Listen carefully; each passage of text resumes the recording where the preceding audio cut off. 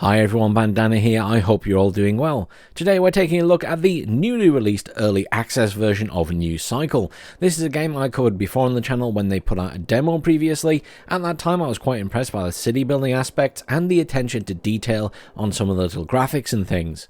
Since that time it's come a lot further. Daedalic Entertainment is publishing the game, and many thanks to them and Core Engage the developers for the key so that I could check it out. If you've already tried it, let me know down in the comments what you thought of it, and also let me know if I've missed any important aspects of the game in this review. As ever, remember to hit the like button and subscribe. It's free, remember, and it helps me to know that people are interested in games like this. New Cycle is a city builder, and like many others, you will spend hour after hour perfecting your settlement. And there are many hours of content here, even at this start of the early access period. I think it's feasible to get your money's worth as it is now.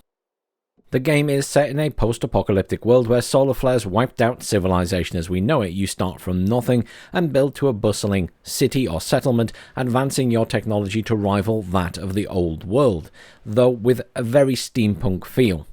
Of course, it's not just about building a city. You must carefully manage resources, as there is a heavy lean towards survival in this game. Resources are not unlimited, and the further you progress, the more careful you must be with how you distribute these precious resources. You will find yourself needing to explore local regions to find more resources as the game moves forward. Also, playing the campaign mode, the game throws another twist of random events at you, both internal and external. I would say this part of the game has been influenced heavily by things like Frostpunk. I don't want to spoil too much here, but needless to say, every decision can have a positive and negative effect. There are also a number of severe weather events, fires and other disasters you will encounter along the way to mix things up. Currently you have the option of free build and also the campaign modes, but it does look like there is a plan to add a couple of scenario modes as well. Well, I'll mention more about that in the gameplay section. Let's move on to the story. In New Cycle's story, you start from nothing in the year 2073 following the downfall of civilization due to massive solar flares that took humanity to the brink. Your job is to build and manage a new settlement, expanding it and preserving as much life as possible going into the future. All the while considering the careful balance of resources versus how many people you bring on board, or indeed how fast you expand. The story does progress as you play through the campaign with a sequence of events, which I don't want to spoil, as it certainly came as a shock to me how much things change towards the end and some of the events that take place. It really does give you a bit of a wake-up call and make you rethink your plans a little bit for your city/settlement. As with any game like this, city building is the core, and I really appreciate the fact that in New Cycle you can either build on a grid system or you hit the tab key and you switch to a free placement mode, so you can have total freedom when it comes to building and designing your city. I will note the game throws a bit of a spanner in the works regarding this eventually, as the game switches to a more mechanized and conveyor belt system, which means that your original city design will have to be reworked a little bit to fit in all of these new aspects. What I actually didn't notice early game, or didn't realize what it was for, was that when you pull a building down, there are little pointy out arrows or pointing inwards arrows, and these are actually the points where you can connect conveyor belts to upgraded versions of these buildings later on. Had I known that earlier, I may have been a little bit more cautious about my placement. That said, of course, space is limited and early buildings just don't need as much space, so sometimes it's worth just rebuilding them. The game boasts a wide array of buildings and a fairly large technology tree, taking you from wood and stone through to coal and then up to oil in terms of technology level. Eventually you can even get trains for faster connections to outside regions where you have established outposts and are gathering resources. There is something big towards the end, I guess. It's sort of the end game, but I really don't want to spoil it. But it came as quite a shock to me, and it was a really good way to mix up the existing gameplay with another big event that added yet another aspect to the gameplay and made you have to think about something else as well. It was unexpected, and I quite liked the fact that it added this other element. Now, while advanced technology is good, upgrading everything can be a mistake if you don't have the correct supply chain and production setup to meet the needs of the newer structures, especially when you take into account that you're dealing with over 40 resources and buildable items in that chain. Power is also an important resource as you progress, and some events will lower output across the board for everything, not just power. Just a word of warning that I'm throwing in there. Not to mention the higher tech buildings often need more skilled workers. As with the majority of these builder type games, you have 3 different types of citizens: workers, craftsmen, and specialists. The more advanced ones created by education. Each have their own wants and needs, but it's not as expensive as some other games, so it's fairly easy to manage, I feel. However, their work efficiency is tied to how happy they are, so keeping them stocked with food, etc. is very important.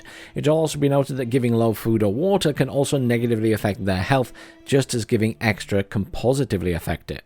Another massive factor that affects you throughout the game are the events and decisions you have to make. It's a lot like Frostpunk that you are given options which have both positive and negative outcomes, and many will affect the work efficiency of your populace, resulting in sometimes entire chains grinding to a halt.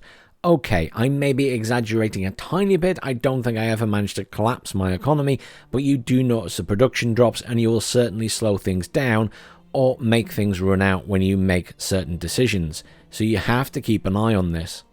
There are also various disasters that can occur, such as fire, which will see you use your water reserves to put it out, lightning, which crispifies an entire building in one hit, and various storms, of which they plan to add even more.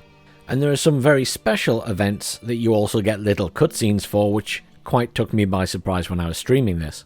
And again, I just really don't want to spoil them for you. As it stands right now, you can play in a sort of sandbox mode or campaign mode on 3 different map types, each with their benefits and negatives. Plans appear to be currently to add another map option, which would be the mountain range. It also appears they are planning 2 other scenarios. One is based around a disease spreading in the settlement, which is like an independent scenario, and the other is about defending your settlement from external forces that destroyed your old one. Currently there's no combat in the game, but I assume it's the intention to add some form of it based on that future scenario. Also, there's at least one event in the campaign that sort of hints at the possibility of needing defensive weapons in the future, so I guess we'll have to wait and see if they add that. Maybe it's just going to be for that scenario, or maybe it will be for the campaign as well. Obviously, with it being early access, the game has its fair share of bugs and is missing some basic UI features such as the ability to delete buildings without needing multiple clicks. I would imagine they will add these things due to popular demand in due course. I'll also note they've put out 3 patches to quash bugs so far, and the latest patch also introduced some new buildings, including a new wind turbine to give you a midpoint before you head up to coal generators. I would note I've been unable to find a specific roadmap for what's coming or when it's coming. Sound-wise, the game is pretty solid. There are good sound effects for all of the buildings. There are even lots of voices for the various citizens of your settlement, which I'm going to assume are AI generated, but I'm honestly not certain. I really like the music in the game as well, which I hope is not copyrighted. It very much reminds me of the kind of music we had in Frostpunk. It feels very desolate and end-of-worldy and post-apocalyptic. It has that feel to it. You'll know what I mean. Graphically, the game is very nice, it's quite pretty, there's a good amount of attention to detail, like the power lines linking up as you build the roads. It's a really silly thing, but it's nice to look at, and I really appreciated that when I tried the demo. The game also has a full day-night cycle if you want to turn it on, though you can also set it to a particular time of day and fix it there if you want. I will note settlements do look very pretty at night, especially once you get into the more advanced technology.